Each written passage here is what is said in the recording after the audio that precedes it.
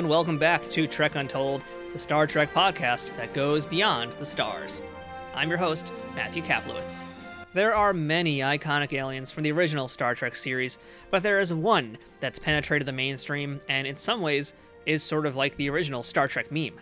Yes, I'm talking about that giant bodybuilding green menace called the Gorn. First appearing in the original series episode Arena from 1967, this verdant bruiser tussled with Captain Kirk at the behest of the Metrons, and gave a memorable performance that is still lovingly mocked to this day.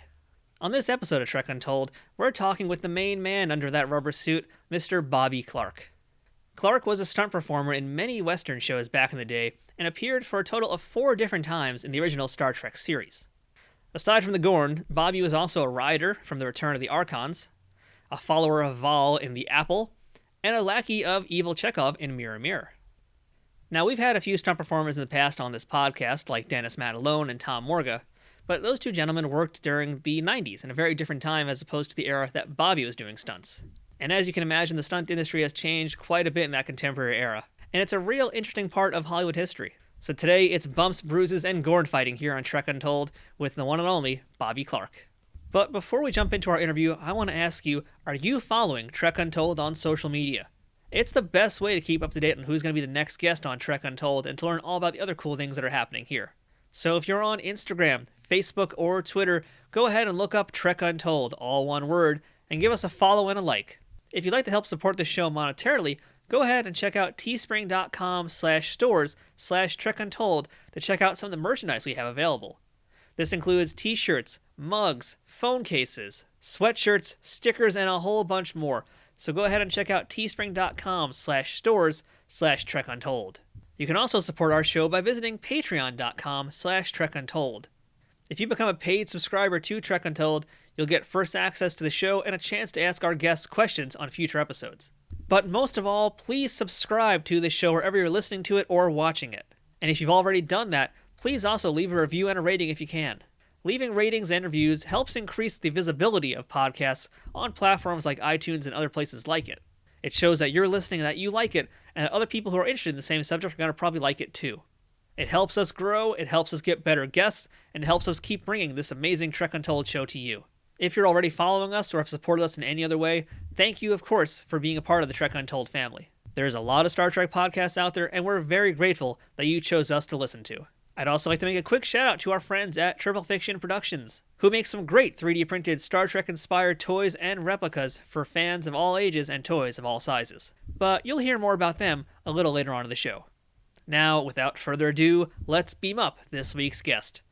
Computer, access interview file. Hello and welcome back to Trek Untold, and now join me on the other side of the screen. We've got a legendary stunt performer here with us. You guys know him best, of course, as the Gorn from Arena. We're going to get to that in a little while, but Bobby, how's it going this morning? It's fine, thank you, Matt. It's a bright day, everything is good, and I'm breathing. It's always a good day when you're breathing, that's for sure. So where are we going now? Well, let's just jump right on into things here. Now, normally on the show, I'd ask my guests what their earliest memory is of Star Trek, but you were on Season 1, so we're going to skip that. We're going to go right into some other stuff, and that's my question about your background. So I'd like to hear about where you were born, who your parents were, and what little Bobby Clark wanted to be when he grew up. Well, I was born in Chicago, Illinois, and that my parents, they were alive for a long time. I don't really know them that well. I lived with my mom a while for when I was a baby and stuff, and I saw my dad once in a while, and I went to military school when I was 5. So it was kind of, I had one of those off kind of lives, I guess you'd call it. And I lived with other people, friends of my mom's, and then mom got married to a man from Louisiana, and then I went and lived with them for a while, and then they figured that I was just a little too much for him, and then I went off to live with my cousins, and I'd been run around quite a bit, and I just decided when I was a young boy to get my butt out of where I was and start living instead of gaga around all my time. So I did, and I did pretty well. I went up to Susanville and that's where I started the cowboy stuff. And then I went on to the racetracks for quite a while and so forth, and joined the Army National Guards and was in there for a while. I just said, I said, "God, I don't like this too well." So I went and I joined the Navy. And about what year was that were you doing your service? I joined the service in 1953, early 53, and I got out in 57. So, and I was aboard the USS Yorktown for all of my time in the service. And, had a I've had a good solid life, and I've learned a lot. And when I came out, I says, I'm not going to do this cowboy boots and Levi's. I'm gonna dress up and wear suits and things. So I bought a suit and stuff, and I decided I was going to be a salesman, and went to work for the Pontiac agency and starved at that. I couldn't sell a nickel for a dime. Anyway, yeah, yeah. Anyway, that's more or less how my life has ran. And then all of a sudden, I started wondering, I got to do something better than this. And I know a lot of cowboys and whatever, and I'd get to talking with them, and they says, "Well, why don't you go to work for the studios?" So that was another era that I went through in life, because the studios were pretty tied up then, and you couldn't get in. You couldn't get registered with a casting agency unless you belonged to the guild, and you had to be a guild member before you could work for them. Uh, and it was one of those back and forth catch 22s. But finally, I did get the greeting to come in and become an extra. That's where I started my picture life, as being an extra. That's quite a journey because when we're talking about being a cowboy, we're literally talking like you're a ranch hand, right?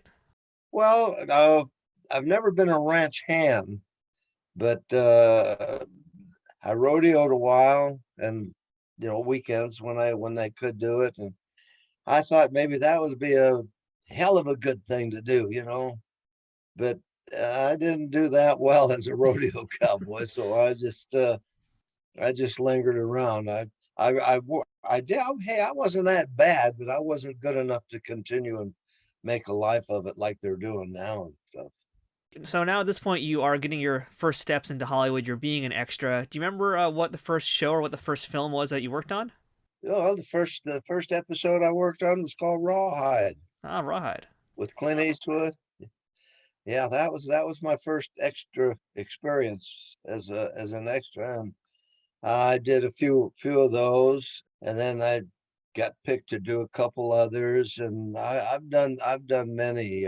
Well, I did practically a time or two on just about every Western TV program there was, and I wound up on Rawhide. I mean, pardon me, not Rawhide. I wound up on Gunsmoke, and they kind of took me under their arm, and I did 8 years on Gunsmoke. Now, was those 8 years as an extra or was that as a stunt performer? No, I started off as an extra for the first time, and then a little while after that, then I decided, why am I doing this for this when I could be doing that and take a handful home? So that's how that worked out. And then I started training myself to do stunt work, and met up with some guys that could do it. But now these are other old cowboys, like Jerry Gatlin, and Chuck Hayward, and in those days that those were, and Chuck Roberson. Those were the cowboy, the head cowboy stuntmen in the business then.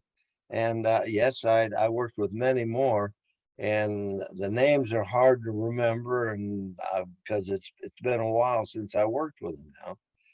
I've been more or less retired since 2000, I guess you call it, or whatever. I happened to fall into this convention stuff with the Star Trek, because I got on to Star Trek and did 4 episodes, and I'm still doing conventions. Which is great, and hopefully one day I'll get to actually meet you at one of these conventions in person. But yeah, I want to actually just follow up with you about when you're training to become now a stunt performer. So this is back in the era where we're still talking black and white TV, and color TV is still kind of a new thing even. So in this era, where do you get training? You mentioned a few names, but where do you get training, and what is the training like to do stunts in that era? Well, in those days, uh, you didn't get trained. You more or less got informed how to do things, and you watched what they were doing on the set. And you see it, and then you take it home and you do it yourself. And fights, I learned fights from another stunt guy. His name was Royden Clark. God bless him. He's passed away now, and his brother, who could have been a, a gracious movie fan, is I'm trying to think of his brother's name, and I can't quite think of that. But just different people. As far as how did I learn to do things? For instance, high fall, I started doing that off of the top of my garage into, we had K-pop pads then. And if you didn't have K-pop bags, you used boxes and situations like that. And I went from the garage to the house roof, and and it's a whole different deal when you're up there. The pad looks a little bit smaller, but it's still, when you're only like, oh, what, 15 feet in the air, the bag still looks pretty big and whatever. And I'd do some falls off of the roof and had to figure out why I'm banging my feet on the ground and missing my pads and stuff like that. And I keep moving my pad up a little bit and up and up. And finally I figured out, well, by God, that pad's got to be out a ways when I come off here, because I'm going to go out. And that was how I learned how to do high falls. And saddle falls, you just get on a horse, and just about anybody can do a saddle fall. And you learn how to hit the ground and take the rolls, and do stuff like that. So that's how you learn to do a saddle fall. And then there's training your horse to do a horse fall. And this is all stuff that you don't go to a class or anything like this. There was a class that I went to a couple of times, and the gentleman's name was Bob Yerkes. And I would imagine that he was the king at that time of the high falls, because he trained actors how to do shows in the circus, and he did a lot of trapeze work. And the fella named Chuck Couch, he was a stuntman too, and he did. See, they got into that, and I stuck with the horses more than I did anything else. And fights, we didn't have anybody give us an instruction on how to punch and stuff like that. We didn't go to classes. They didn't have it. Later on, they started having classes and stuff like that. Well, I figured that I was too good for to go to have a class. But, you're never too good to learn. So that was the old rough way that I had learned more or less how to do things. And the same thing went with car work and motorcycle work. I've ridden, fortunately, I've ridden motorcycles a lot in my life. And I was pretty handy to do motorcycles, and I did several of those movies. So it all works out, and it all works out. I did the horror pictures. So anyway, that's how I got into the stunt work and stuff like that. So, Bobby, I got a few other folks I wanted to talk about. Wanted to try and jog your memory here today, and one of those folks is Hal Needham. That's the guy who Brad Pitt's character was based off of in Quentin Tarantino's Once Upon a Time in Hollywood. Very legendary stunt performer. And you worked with him in 1967 on Hell's Angels on Wheels, which we're talking motorcycles. There you go. What do you remember about working with Hal? Hal was a hell of a stuntman, and he turned out to be a heck of a director and stuff like that. I worked with him on Western shows before Hal became Hal Needham. He was a cowboy too, and he wrecked wagons and which we all did at some time or other, and did a lot of high falls and and walk into things. Now that was when he was a cowboy. I never worked with him when on his features that he did as a stunt coordinator and director, but yeah, Hal, I remember Hal, and oh good gosh, if you put the name up, I probably know him. I'm also curious if you ever had a chance to work with Charlie Paterny. He's another legend in the industry in that time. I worked with Charlie Paterny, and I worked with his son also.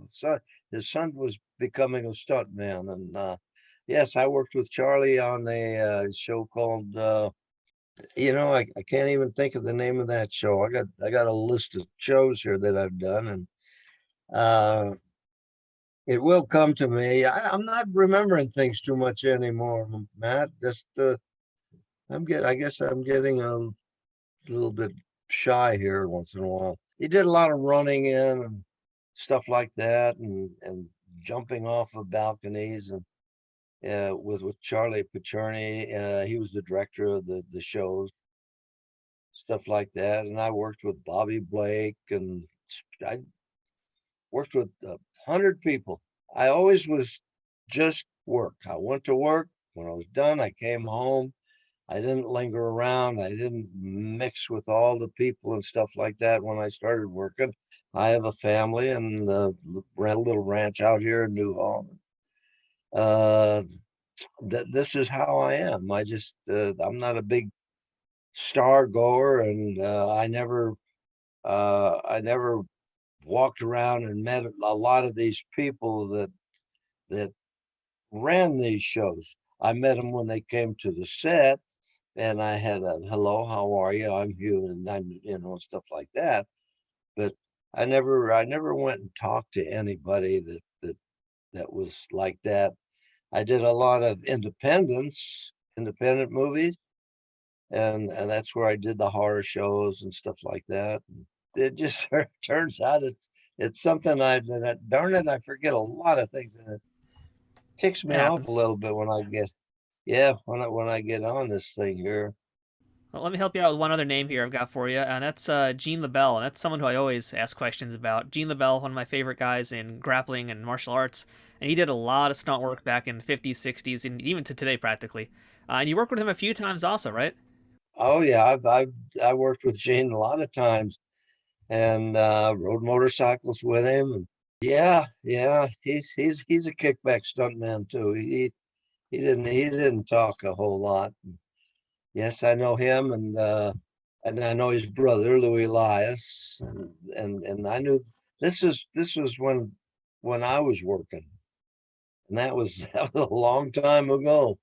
It seems it's a long time ago. Yeah, oh yeah, I did a show called No Time for Sergeants, Matt Houston, Mod Squad, Beretta, Emergencies, and Code Red. I was a stunt coordinator on Code Red for a while, and was a coordinator on a lot of the offbeat Western shows, and oh, just did a lot of that, and that's how I made who I am. But when I got to go on Star Trek, that kind of changed things, because it seems there's a lot of people out there that like the Gorn, Oh and yeah. yeah, that was that was an easy show. I wasn't seen. They didn't hear my voice, and they couldn't figure me out. So Easy I could paycheck. walk through a crowd. No one would know who I was.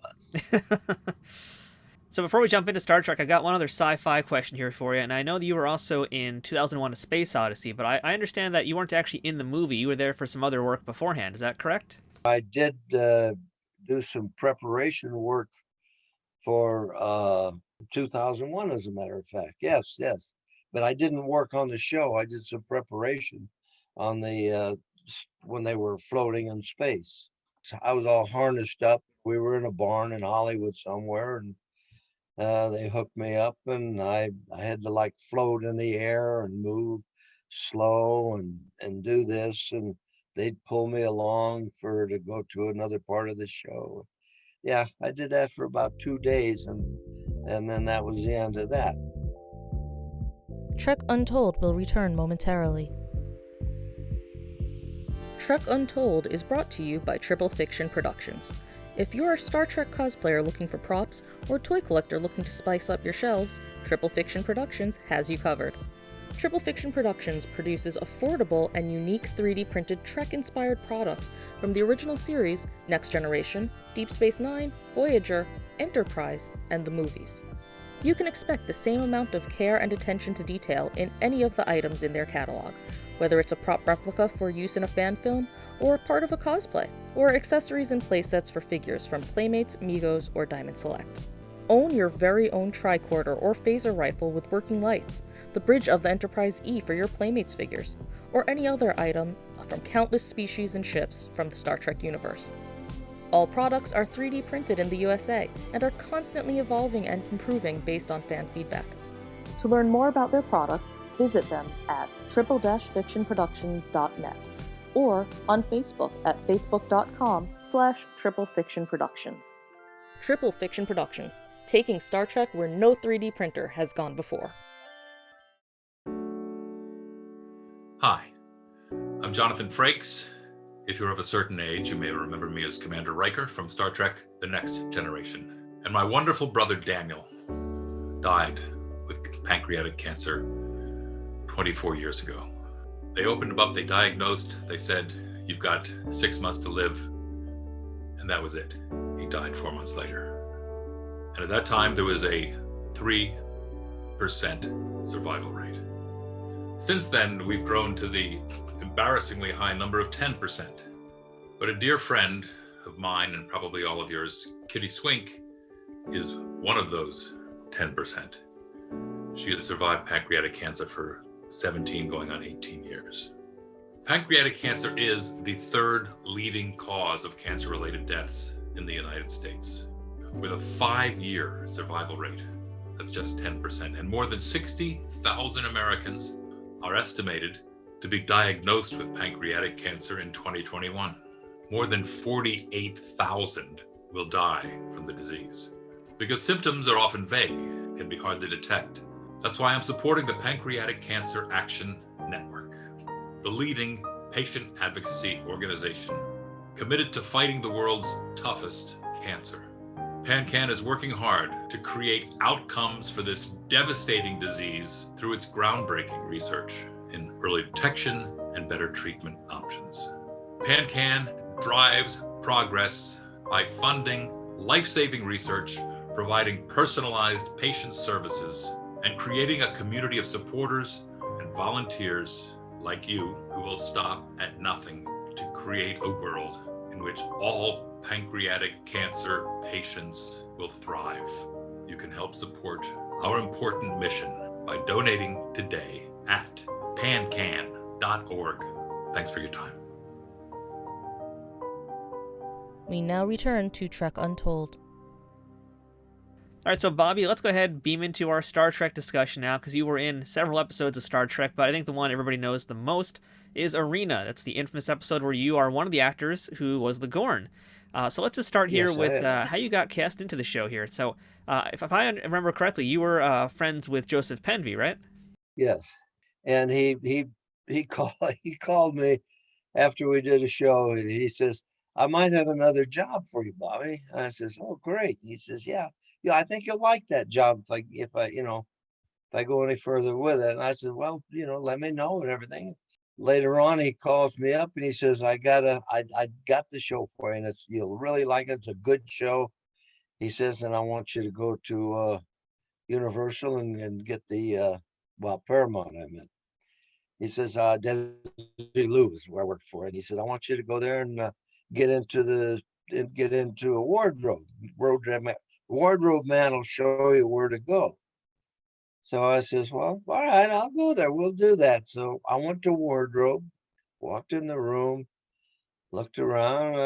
There's no wardrobe in here. I'm used to seeing, wardrobe hung up on a hanger and stuff like this, and there's no wardrobe in here. And the wardrobe guy said, "There is. Your wardrobe's in there on the rack." I looked on the rack and I said, "No, there's just some things you guys left on the on the rack draped over it. And he says, I'll be there in a minute. So he came in there and he took that stuff that was draped off over there, and it was the costume for the Gorn. And it was made out of a diver man's wetsuit, the neoprene, the 1/4-inch neoprene, and then they put the other muscles on it and stuff like that. So I didn't even know. Wow, what is this? I said, and he says, well, that's your wardrobe. And I, all right. So I put it on and everything, and it fit good, and everything was fine. And later on, we got a date to go to Vasquez Rocks and wear the suit and do the Gorn. So that's where the Gorn was filmed, in a place called Vasquez Rocks in Agua Dulce, California.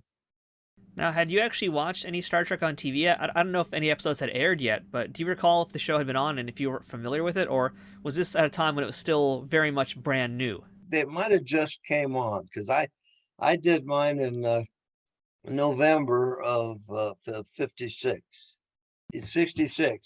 All right, I did that one, and it came out in 67 is when it came on. So I'm thinking maybe I didn't see any, because I'm still not really a Trekkie, but I do like watching it, and it could be, and I've got trinkets from when I was on it, and I buy once in a while a trinket to remind me of it. So, as we mentioned, this episode was filmed outside. It was filmed in Vasquez Rocks, and it's known to be a very hot, very dry kind of area. What was it like wearing that giant suit with the sun beating down on you? You know, it was in November. November out here can be reasonable. It was all right if you didn't have to wear the suit, but the suit was quite hot, and I had to walk slow and had big feet, and it was hard to get around in all that brush that was there. And I'd take a company once in a while, 1 foot. I think the feet were about 17 inches long. So it was hard to thump around in the brush, especially if you're trying to follow a little path. So yeah, the foot would get in it, and I'd fall down and get up again, and it was a cut and go. But later on the next day, then everything kind of went a little easier, because I was out of the brush more, and I was just kind of walking after Bill. One that people always ask, that's a question they always ask. It must have been hot in that suit. Well, it was hot in the suit, and between takes, I had a ladder type of a perch that they put me on, that I climbed up on, and then the wardrobe man on top of the rock there would come, and he'd take the head off of me, and we'd open me up in here and let me breathe a little bit. And it wasn't that cumbersome, but yeah, it was kind of warm.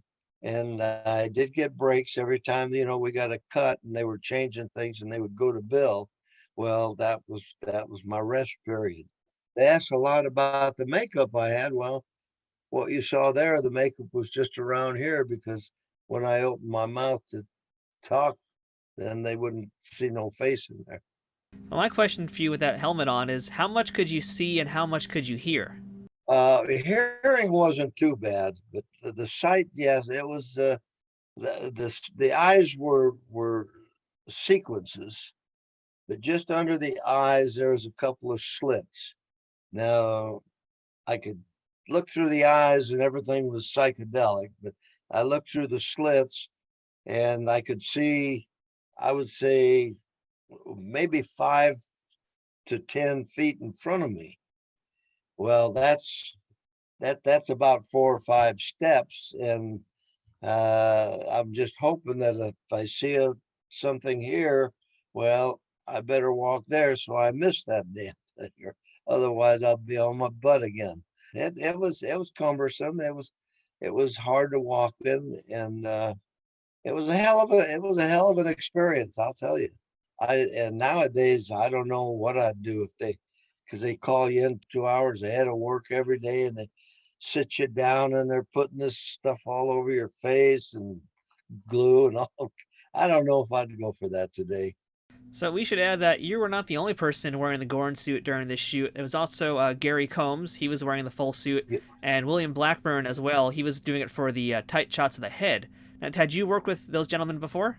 Well, I know Gary Combs very well. He's a cowboy, and he did a lot of work on horseback too. And they used to have a rental thing down in Los Angeles at the, I don't know, I forgot what we called it then, because it was a place there that I'll go by Pickwick and stuff. That's down there by Griffith Park. But now Gary was on the show, and he was they used him for some walking and stuff. So how do we tell the difference of when it's Bobby Clark on screen and when it's Gary on screen? Really, it would be hard to do because well, he wasn't on a whole lot. He did come on, and it wouldn't be hard to tell the difference, I guess. I know Bill Blackburn, but I don't remember him doing anything as a Gorn. He could have, but Gary Combs, and there was another one you said. Well, we should also mention there was Dick Dial. He was William Shatner's stunt double in that Dick episode. Dial, yes, Dick Dial was on there. He doubled Bill on the fight. Had you worked with Dick previously as well? Yes, I have, but I never knew him. I worked with many stuntmen, but I just, I know who they are, and when I see them on the set and talk, hi, how you doing, what's up, so forth and so on, and they're cowboys too. A lot of them hang out at the cafes outside the studios and stuff. That wasn't my thing. My thing was come home and do what I had to do here. So we talked about the costume and how hard it was to move around in that. But when it comes time to do the fight scenes, it's like one of the biggest jokes that people talk about in Star Trek is how the Gorn moves so slow. So how much of that was the costume? Yeah. How much of that was you or the director saying move slow? The director said move slow. He says you're a reptilian, you're a lizard, and lizards move slow. And he says just move slow. You're taking positive steps. You're not just walking and stuff like that. You know where you're walking, and you aren't really moving your arms up and down. This was it here. It was hard to sit. You couldn't sit down in the costume. It was hard to go and relieve yourself in the costume, because you got to unzip all of this stuff up. And oh boy, that was a whole problem. I can remember before we even started shooting, they said, "How much coffee did you have this morning?" And they found out. So anyhow, that was that part of the suit. And they did some commercials with the Gorn. Bill did, and I don't even know who that was. So yeah, that was much later on. I don't inquire. I never went, and like I said, I never went down and visited these people. I went down once to say hi and whatever like this, but then I never says, can you use me on a show? Can I do this and can I do that? I want to work on your show. I never said that. I just went to work and came home. So let's talk a little bit more about William Shatner, because you get to spend pretty much all of your scenes are with William Shatner. So how was he at picking up the choreography, and what was he like to work with? Well, I worked with Bill before he did Star Trek too, and I've known him, and when he was doing Star Trek, he's a pretty good guy, and he did his lines well. He knew how to do his stuff, and as it went on, you could see some change in him and stuff. That means that he's just getting older, and he's getting more used to being Jim, and that was it. But I always got along well with Bill, and We did he was a cop on it, Was that TJ Hooker? like after TJ Hooker, and there's other shows, but I think I've done more with personally with him, and the last couple of years it's gotten to be we're more friendship because I never talked to these people, you know.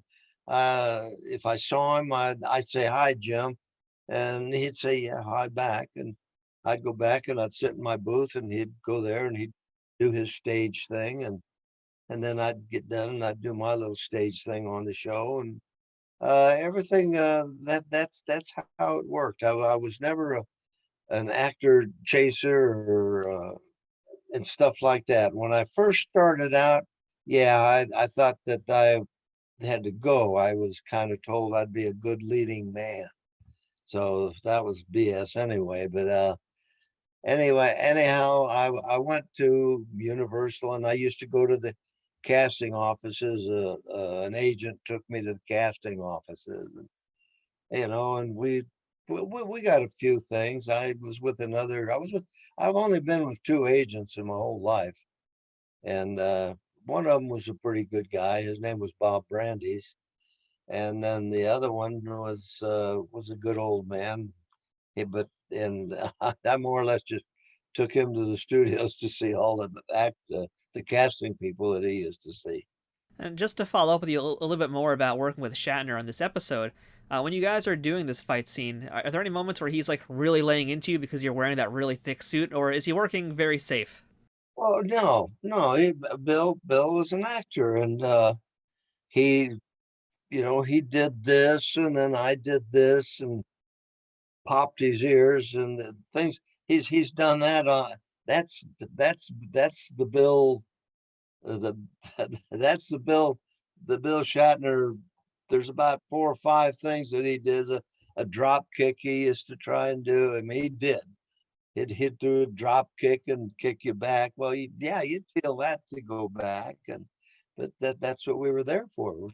We were prepared to, we padded up for stuff like that. Well, when I was a Gorn, I didn't have to have any pads. My whole body was a pad, but yeah, but just flipped him, and because it was done in cuts anyway. So that's how that all went. How many of the scenes that you did were with William Shatner, and how many of the scenes were with Dick Dial as his double? I don't know. I think when Shat went over Dick Dial and went down, I think that was about the last of the fight was when that happened. So it's mostly Shatner doing his own stunts in this episode, then. Yes, yeah. Shatner's a very handy guy, and he knows he's not going to do anything that's really hairy and dangerous, and that fight was definitely not hairy or dangerous. As a matter of fact, I believe I read somewhere that that was a worst fight on television. There's definitely been some better ones, but I think probably the most iconic fight of all time is between you and Captain Kirk. That's for sure. Well, there's a few where we got close and hugged and stuff like this, and whatever. Yeah, that's pretty good. I have another picture of myself and Bill, but I don't have it here, where we're discussing the fight. So yeah, that's about it as far as the Gorn went with the fight. Now, when this episode first aired on TV, did you actually watch it? Oh well, I've seen it, yeah, but I don't actually stay there and watch the episode. I've seen it probably maybe 3 times, and that's enough.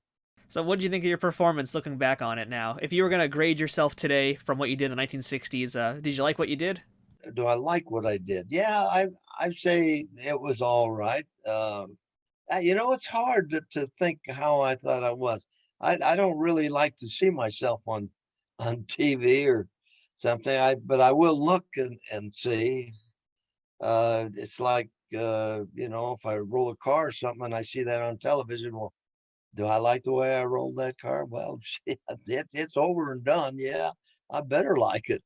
So I think I did pretty fair on as the Gorn, but the people tell me I did super great, and I'm not going to argue with them. So let me ask you this, Bobby. If you could change anything about the stunts or any of the action that happened in that episode, would you do anything differently? Would you add something? Would you take something away? How would you approach it if you had your ideal setting? Oh boy, well, it's kind of hard to figure that because the Gorn had the Gorn had all the what do you call it? He had all the stuff to kill anybody.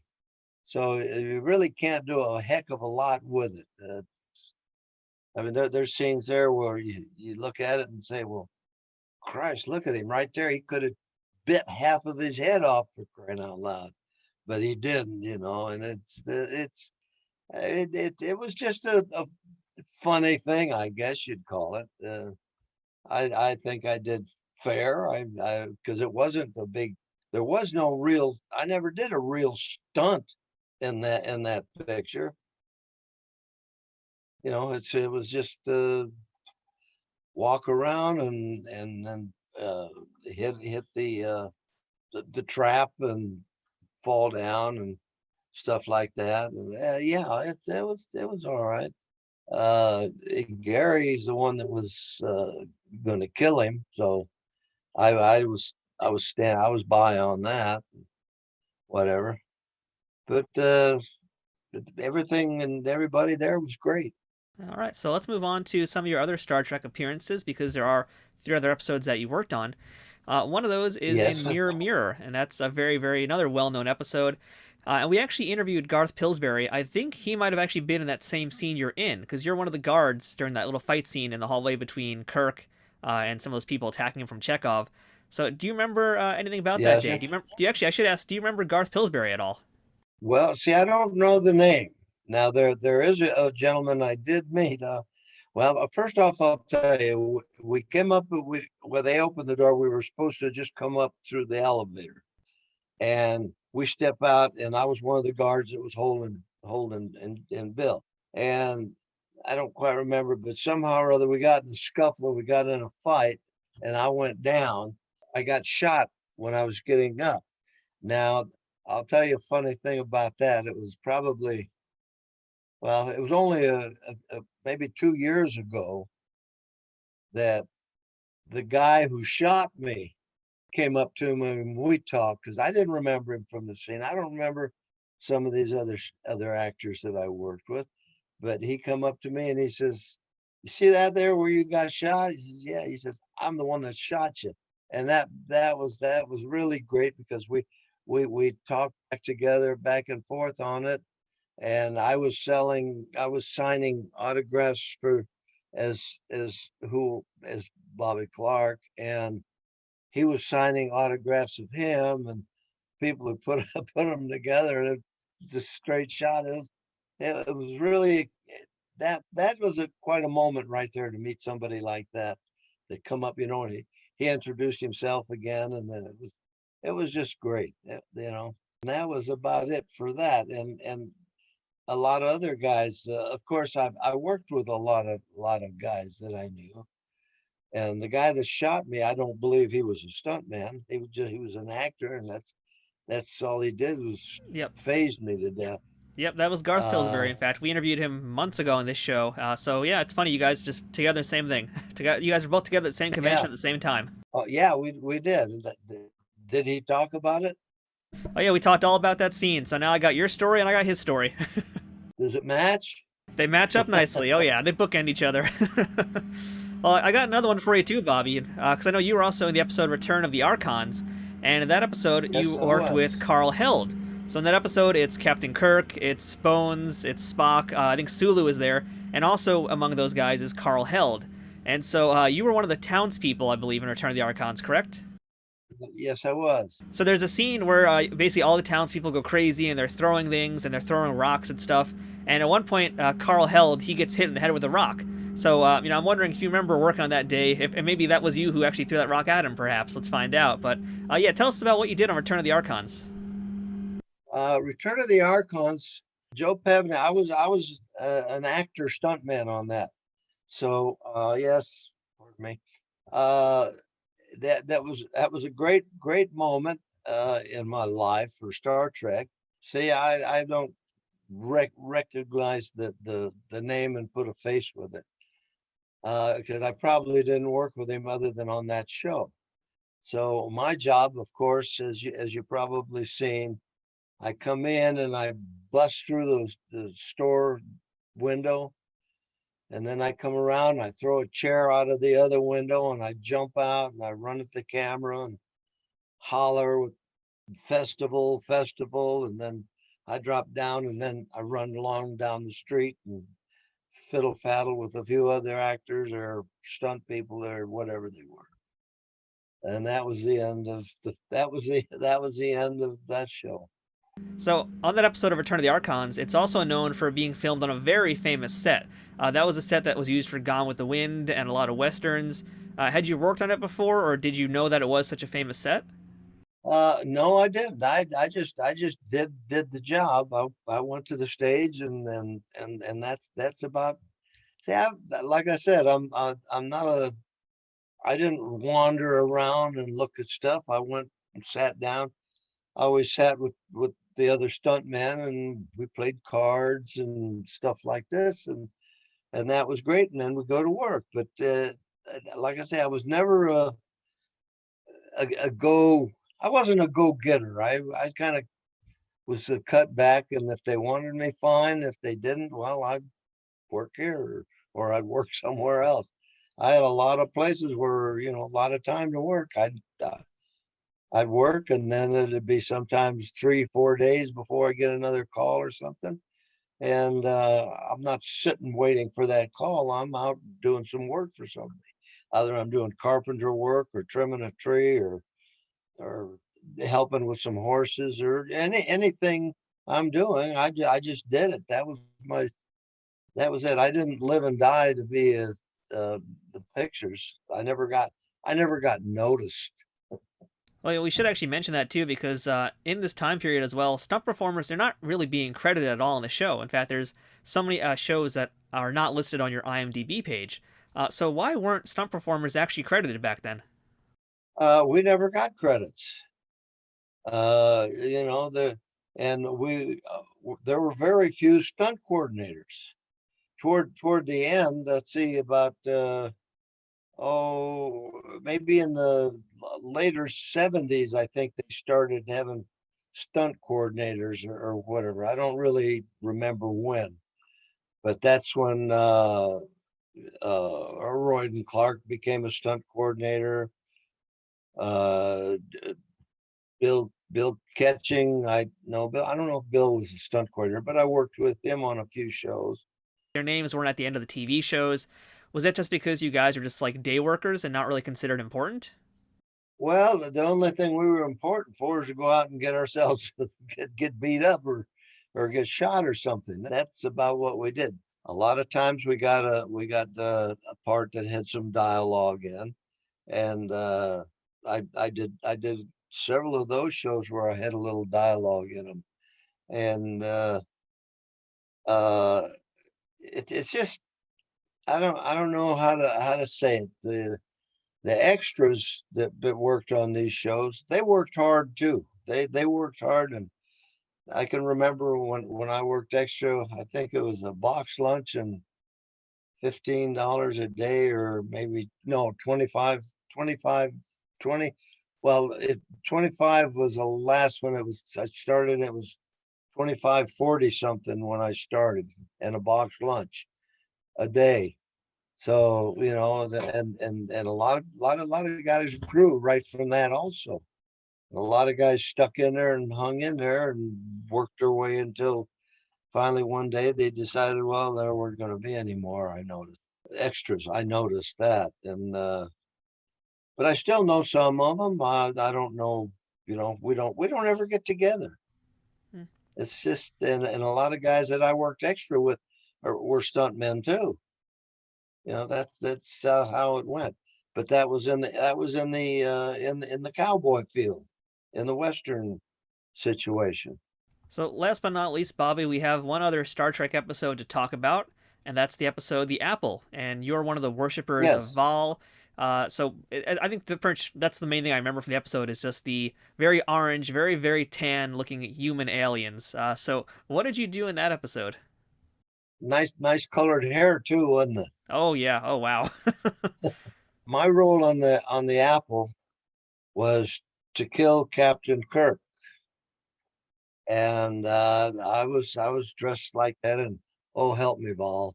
Uh, I came out from around the stone, and there was three of us came out from around the set there, and came and I attacked Shatner, and he did his thing. He put that down like that, and I went over him, and I got up, and we scuffled, and then they went to another scuffle and scuffle.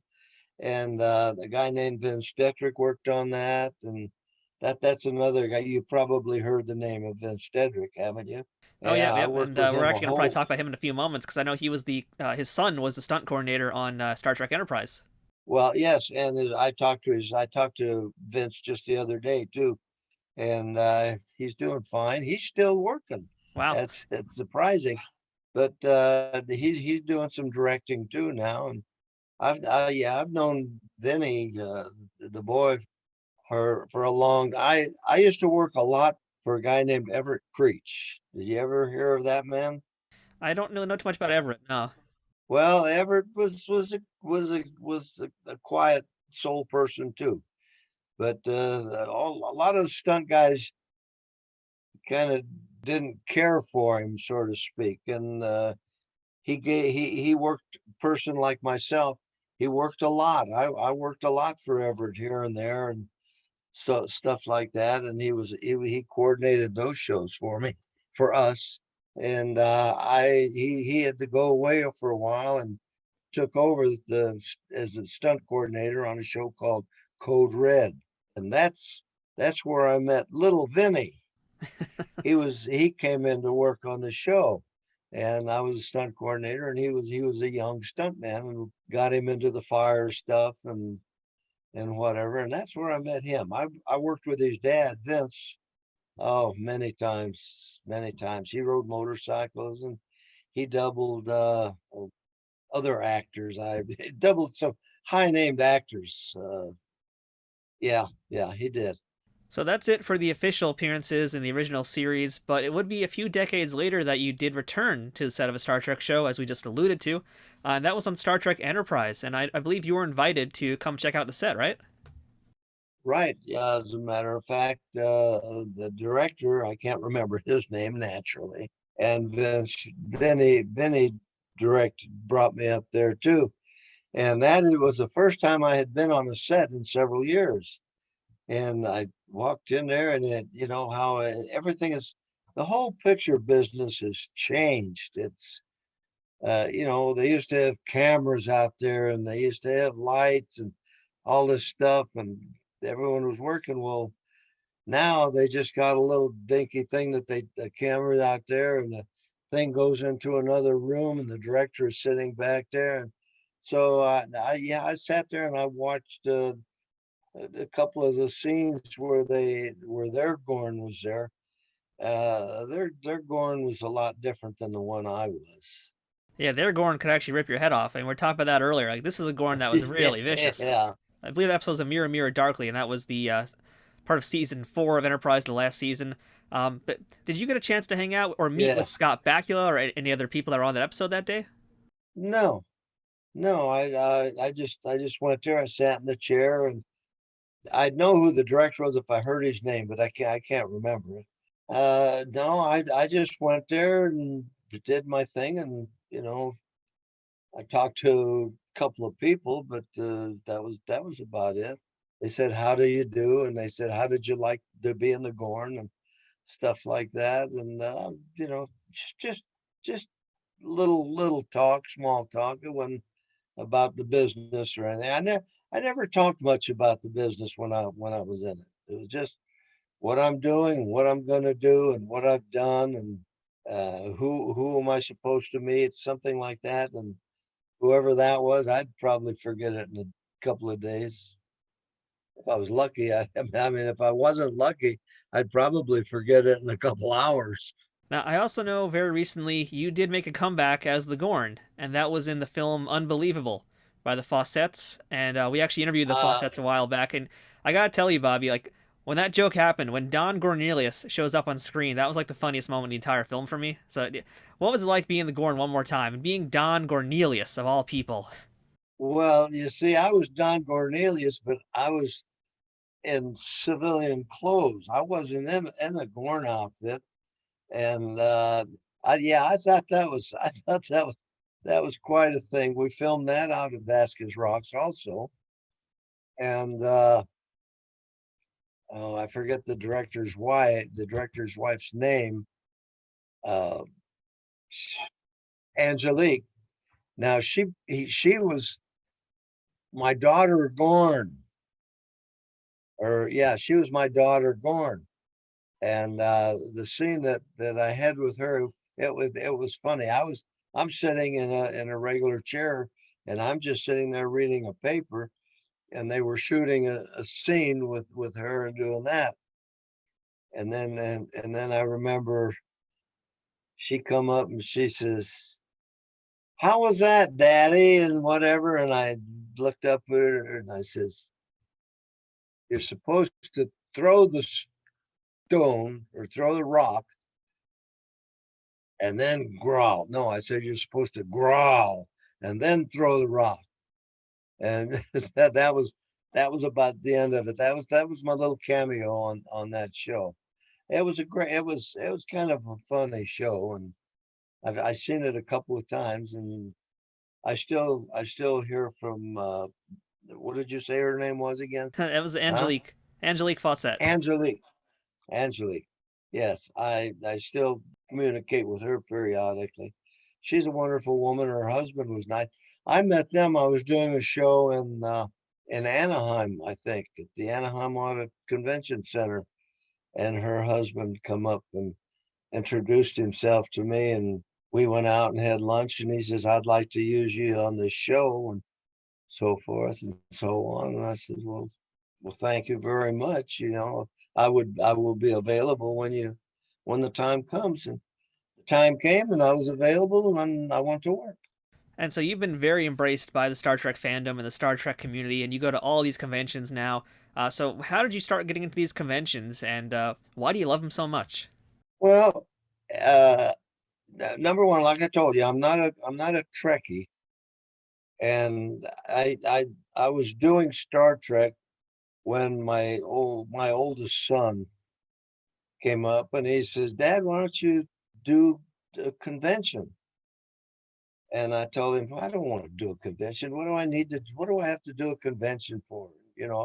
I'm doing things here and stuff." And so, but I wasn't doing conventions, as a matter of fact. I never did. And he come up to me one time with a little action figure of the Gorn like this here. And I says, "Where did you get this?" And he says, "They're for sale all over. People are buying them. They want to see who the Gorn is and whatever." I know, no. And a few days later, he come up and says, "Why don't you do this?" He gave me the thing, and I still said no. But it happened to have been on a weekend, and we have a swap meet here in town. So I went to the swap meet, and there was somebody there, and I can't remember his name either, but he had a table and he had a whole bunch of stuff for sale, and there was one of the Gorn creatures on his table. And I picked this up and I said, "Where did this come from?" And he told me somewhere somebody who makes them and manufactures them. And I said, "That's kind of funny, because I did this was me." And this guy liked to fall down and ruin the whole thing. And he said, "You're the Gorn?" I says, "Yeah." And he says, "Well, you really are?" And I mean, yeah, yeah. He said, "Well, why don't you do some conventions and stuff?" And well, and then I left. Then my son hit me again, and I says, "You know what? Go ahead and set it up for me to do this." And this was the a creation show, and it was called Creation. It was their one of their main creation shows, and it was in Pasadena. So that was my first show, and he called up me and he says, "All right, you have to get some pictures and then come to the convention." So I had some pictures here that the cameraman took of me and stuff like that. And I went and I had 50 of each of them made.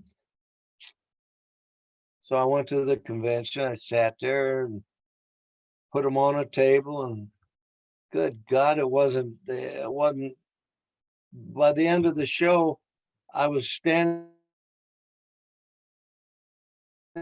with no pictures. I signed every one of them, and in about 2 hours, and they were all gone. And I said, "Holy good God, what is this?" You know. So I got another offer to do another show with creation in a few places. So now I said, well, okay. Now I went and I had different pictures that I had, and some of them were color, some were black and white, but I had those on my table, and I was signing pictures, and it was the money was coming in, and that was kind of nice, pays for my golf. I started doing that, and I said, well, I'll keep doing it. So I just kept doing it and doing it and doing it. And then another show would come up from somebody else, and they'd call me over, and I'd go do that. And although I'm not a Trekkie, I'll tell you, I really have a piece of my heart that those fans can have, because they're really they're I don't know, they're fantastic, and they're so truthful and whatever like this. And I still to this day I can't believe how they go out, and these guys work 40 hours a week, and they save money and stuff like that, and they come to these shows, and they come to me, and I sign an autograph for them, and then they go and they buy this and they buy that, and they have all these other actors signing, and that said, I don't know how much money they spend going to a convention, but God, I got to give it to them. They work hard just like anybody else, and so forth, and they love it, and I guess I make them feel good, and I get along good with the fans and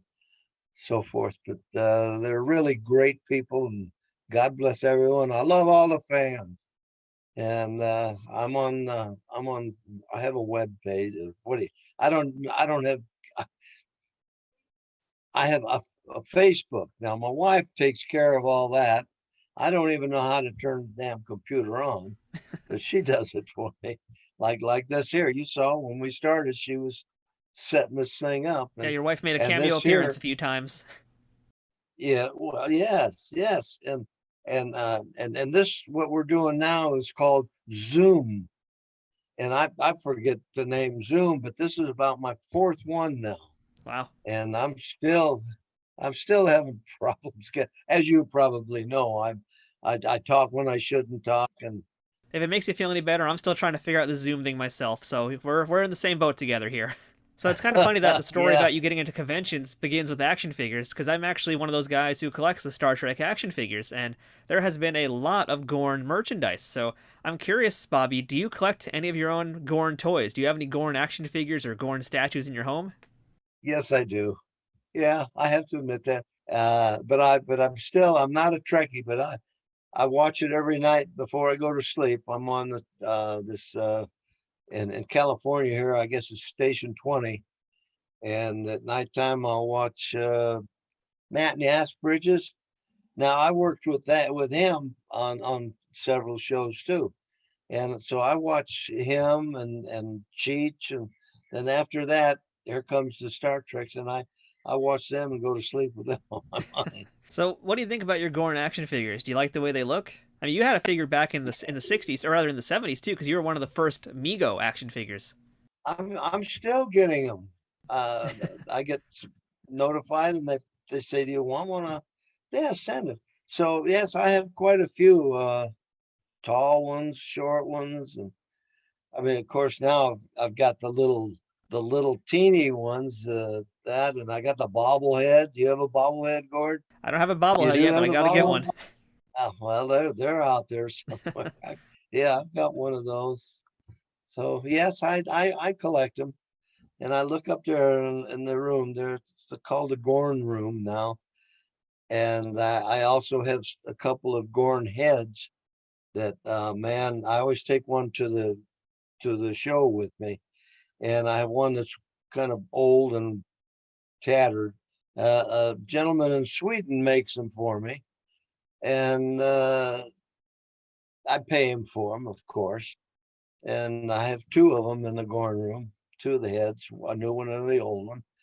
And I got all that stuff, and I keep thinking, what am I gonna do with these? And I guess my wife is gonna be left with them or whatever. So, but yeah, I have them and I like them and stuff like that. But uh, the guy who was on the Star Trek thing, I can't the Russian Well, guy, Chekhov, Walter Koenig. Chekhov. Yeah, Walter. His house is loaded with little things from Star Trek. He's got them going down the walls of his house. Yeah, he's quite a fellow, and I see him periodically, and he's great. I see everybody there and say hi to him, and that's about it. I mean, I don't say let's go have lunch, or they don't say let's go have lunch, and so they go to lunch and I go to lunch. But I'm not a I don't know. I'm just me, and what I do is what I do. Well, Bobby, last question for the day, because I think you kind of already answered this, but what is the best thing about being a part of the Star Trek universe? The best thing about being a part of the Star Trek universe, and what is the best thing? Well, I think the best thing is being a part of the Star Trek Enterprise. All right, that works for me. Yeah, I mean, 'cause I know it sounds like you're one of those guys that everybody loves to meet at conventions. You're obviously a fan favorite. So yeah, I really appreciate you spending the time to talk with me today about not just your Star Trek work, but some of your other work and some of your other stunt appearances as well, some of your other acting work. It's been a real pleasure to speak with you today, Bobby. So I thank you so much for your time. And yeah, again, once the world opens up, I hope I can actually meet you at a con and get my Gorn action figure signed. Well, anytime you just find me. I mean, where are you coming from? I'm all the way in New York. In New York. Well, that's a long way. I don't get there anymore. I used to do conventions in New York.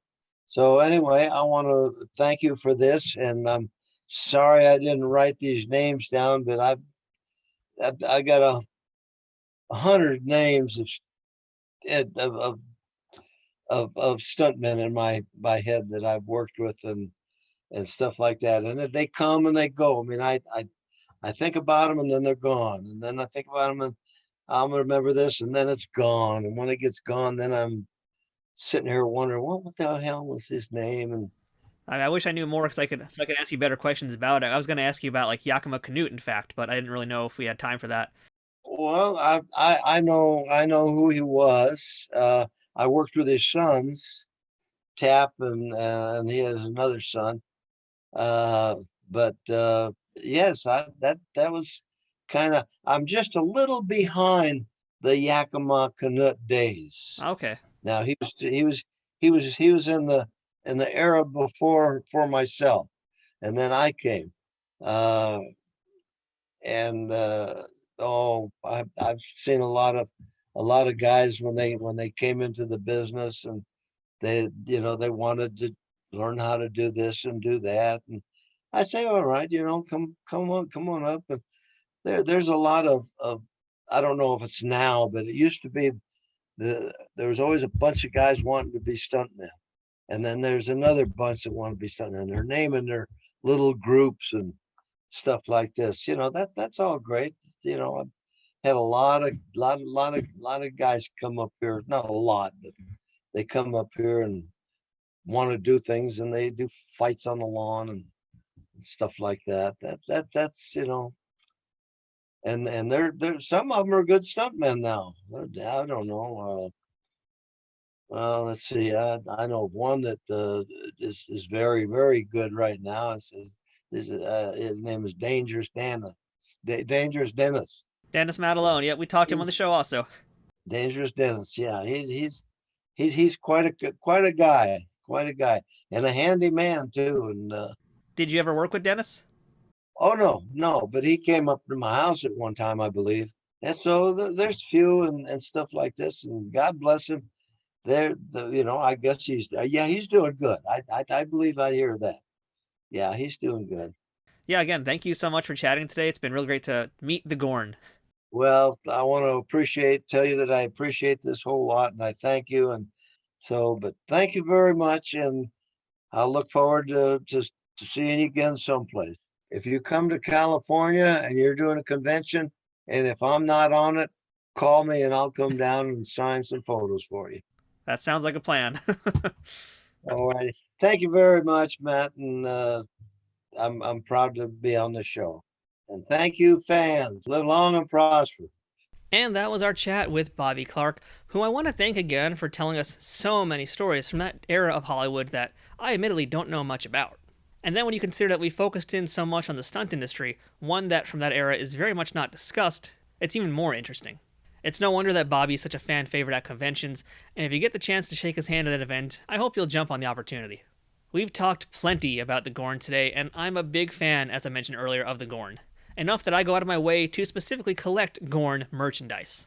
The Gorn was among the first non-bridge crew to get merchandise, starting with a Mego action figure back in 1974. That figure is considered one of the worst in the Mego series. And the reason being is that it recycled pieces from their Lizard figure, based on the Marvel Comics character, the body and hands of a Planet of the Apes figure, and outfit and accessories from their Star Trek Klingon figure. It's a real mess, and worst of all, the toy wasn't even green. That's right, for some unknown reason, Mego made the Gorn brown. Because you all remember that famous scene with the brown Gorn, don't you? What's even more weird about that is that the figure that they used for the head of the Lizard was in fact originally a green toy. So it's a very peculiar entry in an otherwise strong line of action figures. Fast forward now to modern times, and the Gorn has had many action figures from Playmates and Diamond Select, as well as 2 updates on his Mego figure. And in fact, very soon later this year, the Gorn is going to have his very first Funko Pop. And yes, in case you're wondering, I did put my pre-order for it back in March as soon as it was announced. If you're really into the Gorn like I am, you can also find some statues, t-shirts, a Titan vinyl minifigure, latex masks, plush toys, Hallmark tree ornaments, and they've even appeared in comics and video games. And best of all, a fun edible vinyl toy from USAopoly of the Gorn as a cornbread muffin. Yes, he's a Gornbread muffin. It's a terrible pun, and of course, I own it. And if you've got any Gorn merchandise you're willing to part with, you guys know where to hit me up on social media. So that wraps up this week's episode of Trek Untold. Thank you so much for checking it out this week. Please make sure that you're following us on Instagram, Twitter, and Facebook, all at Trek Untold. That's one word, no spaces, at Trek Untold. It's the best way to get updates on guests, check out all the memes and other things that we're posting, and interact with myself and other Star Trek fans. If you'd like to support this podcast, go ahead and check out patreon.com/TrekUntold and become a subscriber to the show. Or check out teespring.com/stores/TrekUntold to check out some of our merchandise. If you've been enjoying Trek Untold, please leave us a rating and review on iTunes or wherever you're listening to podcasts. And if you're on YouTube, please give the video a thumbs up and subscribe to our channel, youtube.com/nerdnewstoday. Leaving ratings, reviews, and comments are things that all help this podcast grow, and they'll cost you nothing but a few seconds of your time. Doing things like that, or even telling your friends or other Star Trek fans about the stuff you've heard on the show and making sure they know about us, are huge helps to keeping Trek Untold growing.